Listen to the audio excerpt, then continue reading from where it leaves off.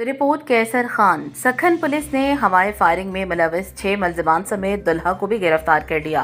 Police ने हवाई firing जैसे जानलेवा जुर्म के इर्तिकाब में मुलविस 7 मुलजिमान को गिरफ्तार कर लिया। गिरफ्तार मुलजिमान शादी की तकरीब में हवाई फायरिंग करके मौके से फरार हो गए थे।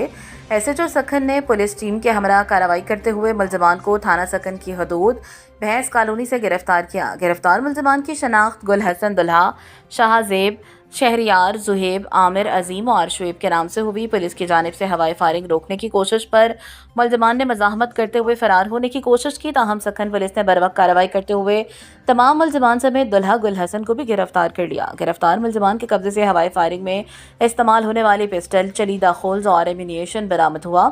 मुलजिमान शादी की तकरीब में हवाई फायरिंग में मुलविस थे, जिससे शहरियों की जानों को शदीद खतरा लाहक था।